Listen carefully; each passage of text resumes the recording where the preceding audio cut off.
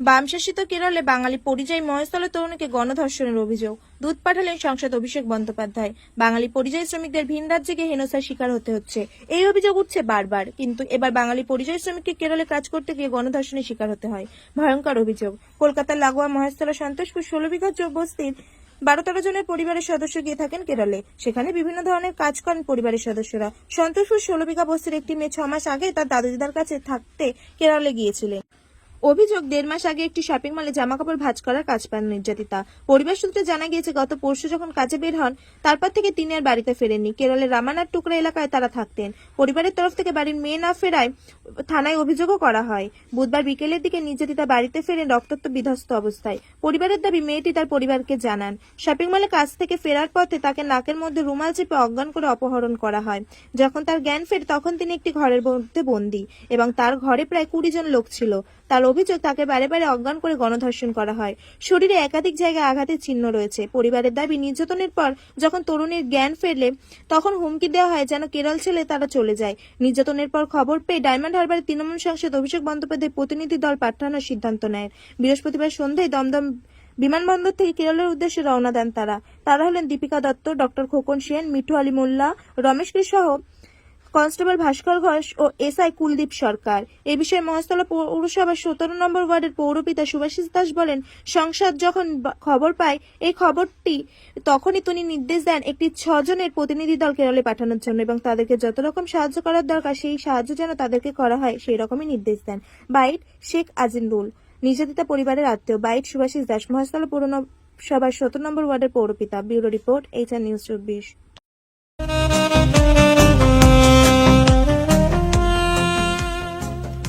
সর্বস্তরের ক্রেতা বন্ধুদের শুভ কামনায় বাবা Loknath bike point.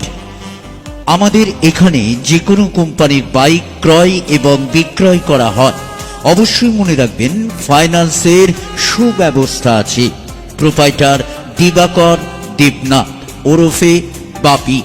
Mobile number 9002195367। আমাদের ঠিকানা 12 নম্বর জাতীয় সড়ক, শান্তিপুর বাইপাস, পাওয়ার হাউসের নিকট, শান্তিপুর, নদিয়া।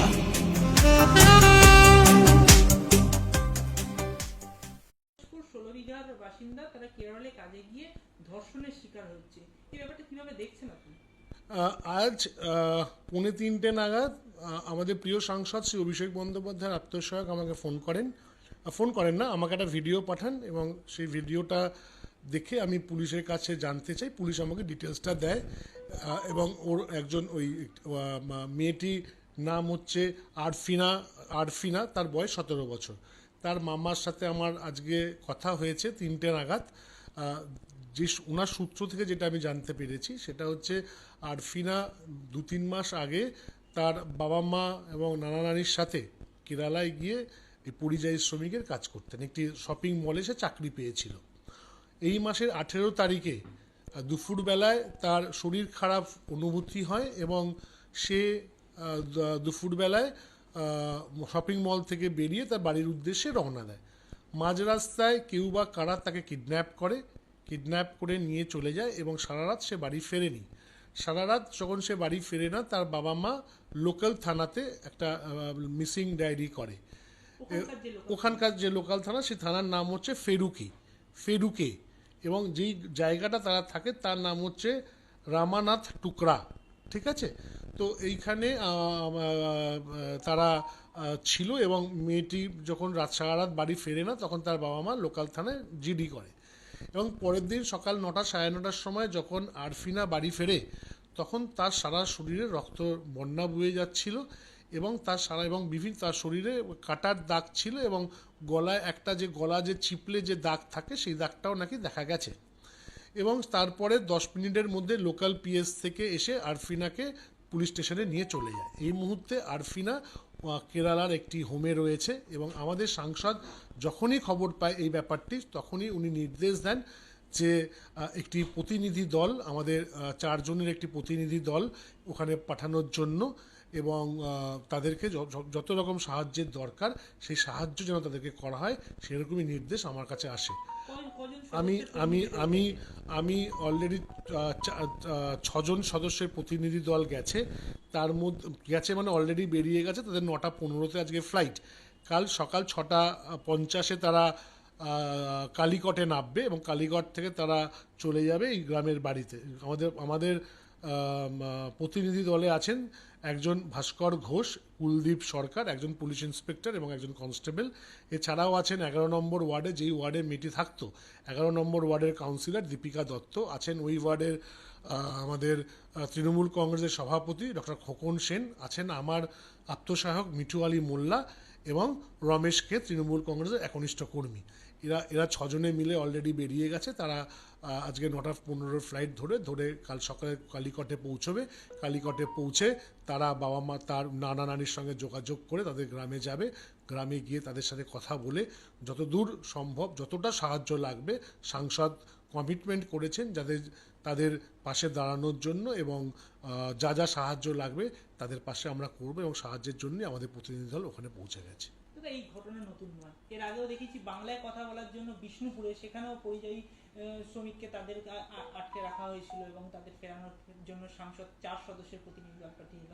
আজকেও সেই ঘটনার শিকার হতে হলো, কি বলবেন এই বিষয়টা? কিভাবে অ্যাকচুয়ালি বাংলায় কথা বললেই যে বাংলাদেশি, এটা ভুল কথা। এটা ভারতবর্ষের অন্যান্য স্টেট যেগুলো এগুলো করছে তাদেরকে এটা বুঝতে হবে। দ্বিতীয় কথা হচ্ছে, বাংলার হয়তো 22 লক্ষ মানুষ বিভিন্ন রাজ্যের বিভিন্ন পরিযায়ী শ্রমিকের কাজ করেন। প্যারালালি আমরাও কিন্তু প্রায় 1 থেকে 1.5 কোটি মানুষ, কেউ বিহার, কেউ উড়িষ্যা, কেউ ঝাড়খণ্ড, কেউ আসাম, কেউ ত্রিপুরা, কেউ গুজরাট থেকে আমাদের এখানেও কিন্তু চাকরি করতে আসছেন। আমরা কিন্তু তাদেরকে কোনোভাবেই কিন্তু হেনস্থা করছি না, বা আমাদের সেরকম কোনো ইন্টেনশনও নেই। আমাদের নেতা অভিষেক বন্দ্যোপাধ্যায় এবং নেত্রী মমতা বন্দ্যোপাধ্যায়ের নির্দেশ যে বাংলায় মানুষ যেভাবে শান্তভাবে আছে, শান্তভাবে সবাইকে নিয়ে আছে, সেভাবেই আমরা থাকব। কিন্তু এটা খুব দুঃখের বিষয় যে বিভিন্ন রাজ্যে গিয়ে আমাদের বাংলার শ্রমিকরা যেভাবে হেনস্থ হচ্ছে, এবং সর্বোপরি এই যে আরফিনা, আমার ছোট বোনের মতো 17 বছর বয়স, ঠিক আছে, তাকে যে এরকমভাবে রেপ হতে হলো, এটা খুব দুঃখজনক। আজকে যারা আরজিকর বলছে, বামেরা আরজিকর নিয়ে অনেক কথা বলেছে, আজকে তাদের রাজ্যেই কিন্তু আমাদের বাংলার মেয়ে গিয়ে রেপ হয়েছে। তো আমরা তাদের কাছে কৈফিয়ত চাইব, এবং কালকে আমাদের একটা দলীয়ভাবে আমরা একটা প্রোগ্রাম নিচ্ছি মহেশতলায়। আমি জাস্ট এইমাত্র ফ্রি হলাম, তাদের প্রতিনিধি দল পাঠিয়ে এখন আমি আমার মহেশতলার যে নেতৃত্ব আছে তাদের সাথে কথা বলে কালকে কিভাবে আন্দোলনটাকে তৈরি করা যায়, কিভাবে আমরা আন্দোলন করব সেটা আলোচনা করে কী হচ্ছে না হচ্ছে আপনাদেরকে আমি পরবর্তী সময় জানিয়ে দেবো। দাদা, আপনার পুরো নাম? আমার নাম সুভাষিস দাস, কাউন্সিলর, 17 নম্বর ওয়ার্ড, মহেশতলা পৌরসভা। বাংলায় কথা বলার জন্য দেখা যাচ্ছে আপনার কেরলায় কাজে গিয়ে সেখানে আটক করা হয়েছে, কি বলবেন? মূলত যে পরিবারের সঙ্গে ঘটনা ঘটেছে সেটা আমার খুব কাছের পরিবার, খুব কাছের ক্লোজ বলতে পারেন। তো যেটা বিষয় হচ্ছে, ওই পরিবারটার একটা বড় অংশ, মানে 12-14 জন প্রায় একটা পরিবার থেকে ওই কেরালাতেই পিড়িদর পিড়ি ওখানে কাজ করছে। তো যে মেয়েটা নিয়ে মেয়েটার আজকে যে মেয়েটার সঙ্গে ঘটনা ঘটছে, সেই মেয়ের বাবা ছিল মদখোর, গাঁজাখোর, ড্রাগস নিত। তো যার জন্য সে সংসারটা হয়নি, সম্ভব হয়নি। তো ফলে আর্থিক ক্রাইসিস এসে পড়ে। তো ওই নানা নানি কেরালাতে কাজ করতো, সেখানটাতেই ওই মেয়েকে নাতনিকে নিয়ে যায়। মানে যে কাজ করতো ওখানে মেয়েটা গিয়ে কিন্তু বাড়িতে থাকতো, ওখানে কাজের উদ্দেশ্যে যায়নি। কিন্তু পরে যেটা হলো সেটা হচ্ছে, ওখানটাতে ছিল 1 মাস হলো সামথিং, ওখান থেকে একটা শপিং মল থেকে একটা অফার আছে, একদম যে জায়গাটা ওরা থাকে, ওর নানা নানি যেখানে থাকে সেখান থেকে 5 থেকে 7 মিনিট হেঁটে। তো সেখানে ওই মল থেকে একটা কাজের অফার আছে, তো সেই জন্য ওখানে কাজে লাগে। 1 মাস সামথিং হয়েছে। তো কালকে পরশু দিন 19 তারিখ দুপুর 2টোর সময় অ্যাকচুয়ালি জ্বর এসেছিলো। তো জ্বরের নাম করে, শরীর খারাপ নাম করে ওখান থেকে ওষুধ খেয়ে বাড়িতে, কোম্পানিতে বলেছে যে আমি বাড়িতে যাচ্ছি বলে ওখান থেকে বেরিয়ে গেছে। কিন্তু আমরা রাতের বেলা বাড়িতে যখন ফিরছে না, যখন আমরা ওখানে গিয়ে খবর নিই যে সে তো কোম্পানি বলছে না, সেটা দুপুরে চলে গেছে। তারপরে ওখান থেকে আমরা কি করি, ওখানে যারা আছে তারা কেরালা থানাতে গিয়ে একটা যে কমপ্লেন দায়ের করে। কমপ্লেন দায়ের করার পরে গতকাল 19 তারিখ দুপুর 2টো থেকে নিখোঁজ হয়।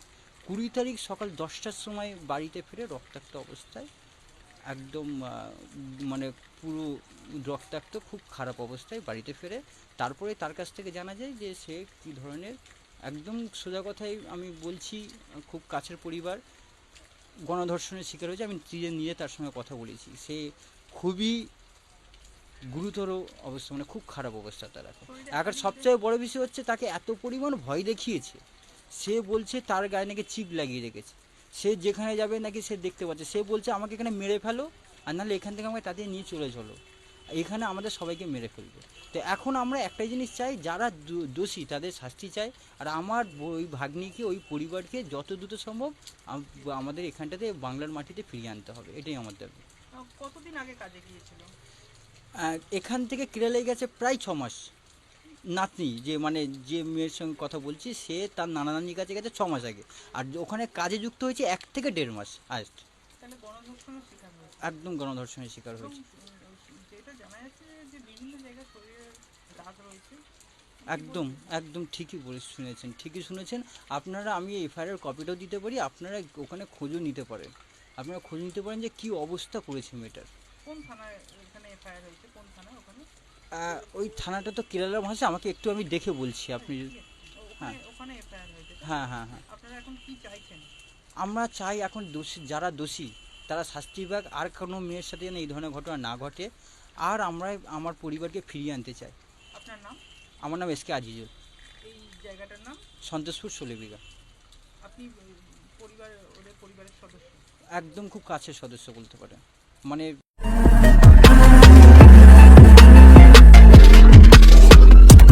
নমস্কার, আপনারা দেখছেন HR নিউজ 24, সত্যের লক্ষ্যে মানুষের পাশে।